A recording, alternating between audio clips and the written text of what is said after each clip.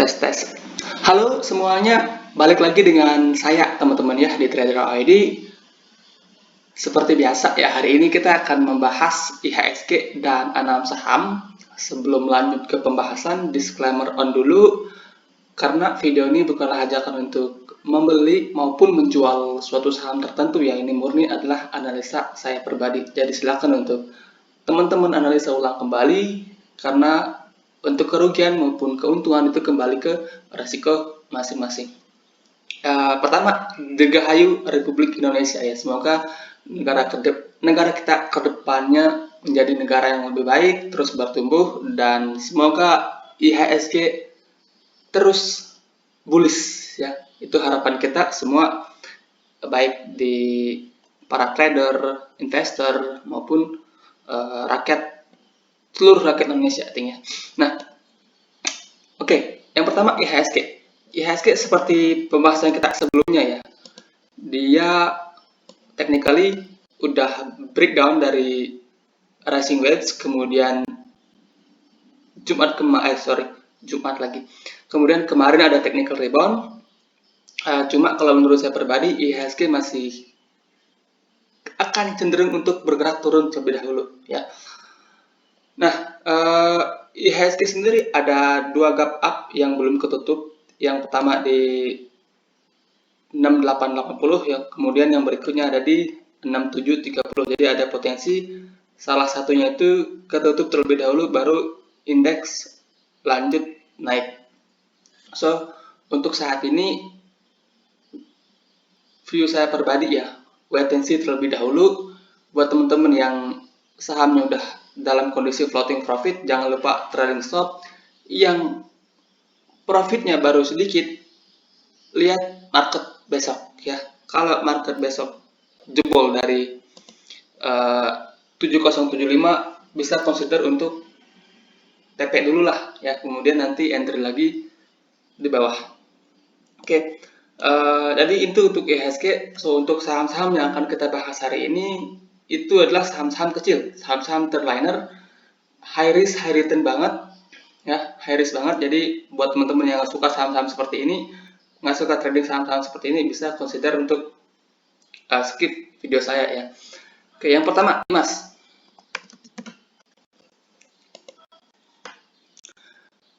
Oke, IMAS itu sebelumnya sempat kita bahas ya, kalau nggak salah di candle merah ini pada tanggal 4 Agustus 2022, yang dimana waktu itu kita sarankan beli IMAS di sini ya, di range 890 sampai 850, cicil-cicil ke bawah. Nah, per hari ini IMAS itu masih di area beli teman-teman ya, dan hari ini pun risknya makin tipis ya. Kalau kalian beli di harga sekarang itu risknya makin tipis teman-teman, makin menarik. Di bawah 850 close under itu teman-teman bisa consider untuk cut loss. Kenapa IMAS menurut saya menarik? Technically ya, dia ada potensi membentuk cup and handle atau double bottom. Ini bottom pertama, ini bottom kedua, ini bottom ketiga ya. Triple bottom juga boleh, cup and handle juga boleh, karena yang ini bottom ketiganya itu lebih rendah. Kemudian kalau kita perhatikan volume dia break pada tanggal 3 Agustus itu volumenya paling gede. Habis itu dia turun dengan volume yang relatif rendah teman-teman. Jadi ini adalah pola-pola akumulasi ya. Kalau kita perhatikan ini ada juga pattern ascending triangle ya. Bottom sebelumnya itu di 860. Jadi di harga sekarang itu sebenarnya udah menarik teman-teman ya. Spread test lebih sampai 850. Jadi itu untuk IMAS, strateginya adalah buat teman-teman yang baru mau entry dari harga sekarang, cicil ke bawah sampai 850. Kalau jebol dari 850, teman-teman bisa consider untuk cut loss, oke? Dengan target kenaikan dia bisa ke 1000-an atau at least ke 950. Di sini juga ada resisten. Jadi ada potensi dia ke sini, teman-teman. Jadi kalau kita bicara risk to reward ratio, risknya segini, rewardnya segini, jadi 1/2 lebih lah. Menarik kalau menurut saya pribadi. Oke, selain IMAS ya, ada BHIT, saham-saham kecil teman-teman ya. Ini saham menurut saya cukup menarik ya. Ini kita bisa hapus dulu, ini gambar saya dari lama ini masih di sini. Oke, kalau kita perhatikan tren dari BHIT, trennya masih sideways ya. Udah setahun, hampir setahun BHIT ini trennya sideways. Dia ada resisten yang cukup kuat di sekitaran 75. Oke, itu resisten cukup kuat. Kemudian kalau kita lihat view kecilnya di sini BHIT itu ada pattern ascending triangle. Ini ada ascending triangle yang dimana harusnya kalau seandainya BHIT break dari 68, dia bisa lanjut sampai 75 ya. Nah, jadi strategi saat ini adalah kalau teman-teman tertarik untuk beli BHIT di harga sekarang, menurut saya itu cukup menarik teman-teman ya. Dengan stop loss teman-teman bisa set di 63 atau 62 sebagai stop loss area. Kemudian targetnya kemana? Targetnya yang terdekat ke 75. Jadi kalau kita bicara risk to reward ratio,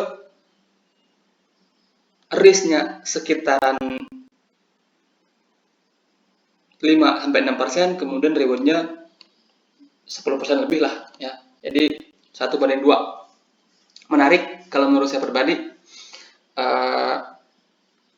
Kalau kita perhatikan volume ya, volume saya di sini volumenya juga relatif tipis ya. Dia sempat naik dengan 2 volume gede, kemudian konsolidasi dengan volume yang relatif kecil. Jadi ini adalah pola reaccumulation dari sebuah saham.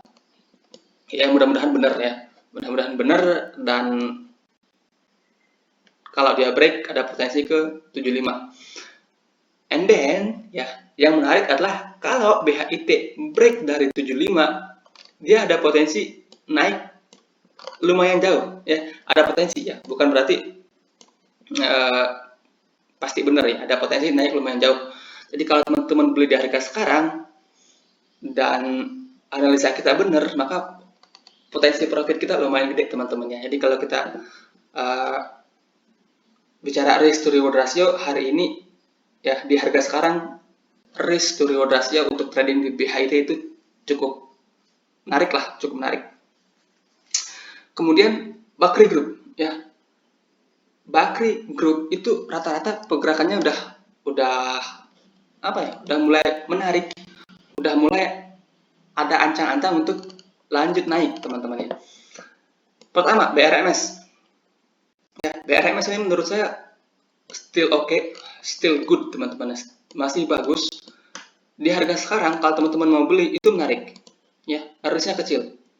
Di harga 228 sampai 220 itu adalah harga beli. Close under 220 teman-teman bisa consider untuk cut loss, atau teman-teman bisa pasang cut loss di bawah ini, di bawah 214. Ini ada 2 support ya, jadi strateginya adalah beli dari harga sekarang ya, cicil-cicil sampai 220, itu risknya tipis ya, risknya kecil, kemudian dengan potensi reward yang lumayan ya. Kalau kita perhatikan lebih detail, ini kan ada potensi membentuk pattern cup and handle, kemudian ada juga potensi pattern symmetrical triangle yang sekarang itu sedang berada di ujung dari pattern ya. Kalau nggak minggu ini, maybe minggu depan ini BRMS udah mulai jalan, entah jalan naik atau jalan turun ya. But potensinya ada teman-teman ya, potensinya ada. Kalau kita perhatikan volume dia turun dari atas juga nggak terlalu gede, konsolidasi juga dengan volume yang minor. Jadi kalau menurut saya pribadi, BRMS ini cukup menarik dan cukup layak lah buat teman-teman koleksi dari harga sekarang sampai 220. Oke. Kemudian selain BRMS itu ada NRG yang menurut saya juga menarik ya. Ini sebelumnya NRG itu sering banget kita bahas, kita sarankan beli di sini ya di range 276 sampai 250 las. Di bawah 250 teman-teman bisa consider untuk out terlebih dahulu. Nah, NRG kalau menurut saya pribadi ya, NRG ini masih menarik teman-teman. Ini masih menarik dan potensialnya masih ada. Harga beli masih sama, di harga sekarang itu teman-teman udah boleh koleksi ya sampai 250. Di bawah kalau dia breakdown dari 250, maka teman-teman bisa consider untuk cut loss terlebih dahulu, kemudian cari lagi nanti area entry yang menarik. Ini ada potensi membentuk inverted head and shoulders ya. Dan sekarang itu dalam proses pembuatan shoulder kanan. Nah, kalau kita perhatikan ya, dari bawah sini dia naik dengan volume yang gede, teman-teman. Kemudian konsolidasi dengan volume yang relatif tipis-tipis. Jadi ini bisa dibilang ini adalah pola-pola akumulasi. Soon or later, I think dia bisa break dari 300. Dan kalau NRG ini bisa break dari 300, ada potensi naik sampai 350 lah atau 360 lah ya. Jangan muluk-muluk terlebih dahulu, dan kalau teman-teman beli dari harga sekarang, risk to reward rasionya cukup menarik lah ya, cukup menarik dan cukup layak lah buat teman-teman koleksi NRG ini. Oke. Itu berarti ada 3 saham Bakri Group yang menarik ya, BRMS, NRG, dan Dewa ya. Bumi juga sebenarnya masih oke, cuma Bumi udah kencang ya. Jadi maybe nanti ketika Bumi stagnan, salah satu dari 3 ini yang giliran jalan. Maybe ya. Mudah-mudahan sih seperti itu ya. Mudah-mudahan seperti itu. Kemudian ada ini Jaya, saham transportasi ya. Dan menurut saya ini juga cukup menarik buat diperhatikan. Kenapa? Ya, Jumat kemarin dia naik 6% dengan volume yang lumayan gede. Dan kalau kita perhatikan di sini ada pola inverted head and shoulders. Ini shoulders kanan. Ini head, sorry.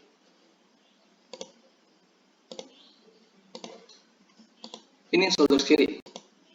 Nah, saat ini posisinya itu sedang tepat banget berada di neckline. Ya, di 140, tepat banget berada di resisten. Jadi kalau seandainya besok pagi-pagi dia koreksi, menurut saya Jaya ini layak ya buat teman-teman entry dengan batas maksimal sampai 125. Ini batas maksimal. Di bawah ini teman-teman udah harus cut loss ya, di bawah 125. Well, kalau kita bicara dari harga sekarang ke 125, itu lumayan jauh ya. Jadi strategi saya kalau mau entry di Jaya adalah tunggu besok koreksi dikit aja, nggak di 137 itu sudah boleh entry ya, tapi dengan dana yang kecil dulu ya, dengan dana yang minim dulu. Dan kalau dia break dari 140, teman-teman bisa averaging up, atau kalau jebol sampai 125, teman-teman bisa averaging down di situ. Kalau menurut saya pribadi, Jaya ini kalaupun koreksinya akan minim ya. Mentok-mentok sampai 135, habis itu lanjut naik. Karena kalau kita perhatikan volume dan candle yang full seperti ini, maka ada potensial ini lanjut ya. Ada potensi ini lanjut. Maybe bisa ke ya 150 dulu lah. Ya, ini ada resisten di sini. Sampai sini aja udah oke teman-teman ya. Sampai sini aja udah oke. Udah sekitaran 10% lebih. Jadi kalau menurut saya pribadi, Jaya ini juga cukup menarik buat teman-teman perhatikan. Terakhir ada DILD. Oke, DILD ini kan saham yang di-request oleh viewers, dan saham ini kemarin 2 hari yang lalu ya ada berita kalau Lo Keng Hong, salah satu value investor yang sangat terkenal di Indonesia, masuk ke DILD ini, ya.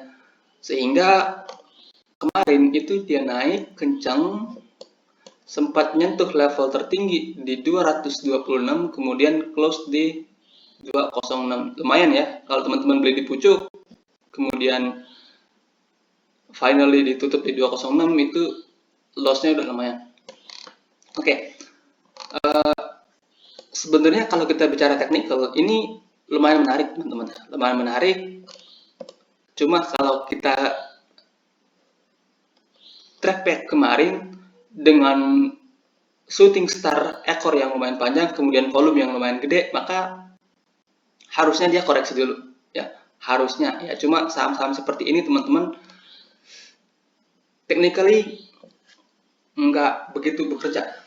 Analisa teknikal di saham-saham seperti ini nggak begitu bekerja dengan baik karena saham ini kurang liquid. Pertama ya, saham ini kurang liquid dan jadi banyak gampang banget buat di maintain oleh market maker.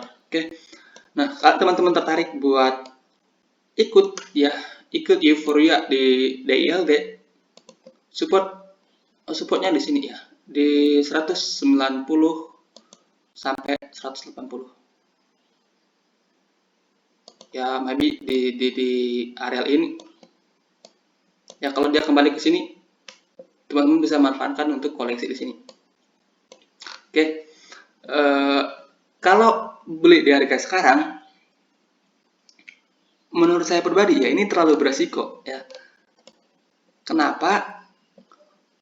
Ini candlenya shooting star, volumenya gede, ya, volumenya gede banget. Kalau kita ke time frame kecil, volume gede itu di atas teman-teman ya, bukan di bawah. Berarti ini majority volume buangan, ya, volume buangan dari bandar. Ya, lebih ke kecil deh, ke 5 menit. Kalau kita ke time frame 5 menit ya, naiknya itu dengan volume gede. Berarti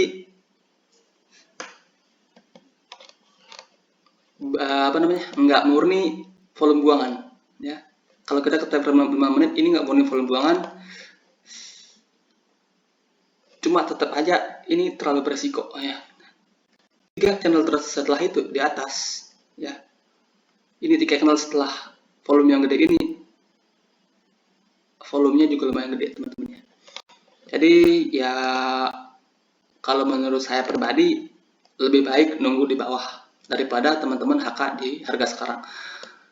Beda cerita ya, beda cerita kalau teman-teman besok misalnya ya, market open, kemudian bid offernya terlihat menarik, teman-teman bisa ya manfaatkan buat trading jangka pendek. Bid offer yang menarik seperti apa sih? Bid offer yang menarik teman-teman ya, offernya gede-gede, kemudian bidnya ya yang di kiri, orang yang beli, orang yang ngantri itu nggak terlalu banyak, tapi orang yang jualan itu bidnya gede-gede. Itu salah satu cara baca bid offer saham yang mau naik ya. Kalau bidnya tebal-tebal, kemudian offer yang tipis-tipis, bisa jadi itu jebakan. Apalagi di saham-saham seperti ini ya. Bisa jadi nanti ketika bidnya dicabut barengan, sahamnya bisa drop tiba-tiba. Nah, kalau offernya yang di kanan ya, misalnya ini kolom offer, ini kolom bid. Nah, Kalau yang di kanan itu gede-gede, yang di tipis itu, yang di kiri itu tipis-tipis ya, bidnya tipis-tipis, tapi yang di kanan itu gerak teman-teman ya, gerak. Misalnya di sini ada di 160 ada over 10 juta lot, tapi tetap gerak teman-teman ya, gerak berkurang dikit-dikit, berkurang dikit-dikit, itu menarik ya, itu menarik. Itu artinya ada yang HK, tapi biar nggak kelihatan ada yang HK, dia apa namanya, HK-nya dikit-dikit teman-teman ya, HK-nya dikit-dikit, and then saham-saham seperti itu biasanya akan lanjut naik. Biasanya teman-teman, nggak selalu seperti itu, tapi mostly yang saya perhatikan kalau lagi live trade ya seperti itu. Nah, beda cerita kalau yang di kiri itu tebal-tebal, kemudian yang di kanan itu tipis-tipis, itu adalah jebakan. Jangan lihat seperti itu teman-teman. Ini adalah jebakan. Ya logikanya, kalau memang yang di kiri ini mau sahamnya naik, ya HK aja naik. Yang namanya antrian, ya itu bisa dicabut kapan aja. Ya, kita pun kalau punya uang banyak ya bisa pasang antrian di kiri, gede-gede tebel-tebelin, tapi jualan di kanan. Bisa juga seperti itu ya. Bisa seperti itu teman-teman ya. Dan wajar terjadi seperti itu. Nah, ketika udah kenyang jualan di kanan, bidnya dicabut, ya sahamnya drop turun. Biasanya seperti itu teman-teman, tapi nggak selalu seperti itu. Cuma sedikit apa namanya, tips lah dari saya. Terima kasih, selamat malam, selamat hari kemerdekaan.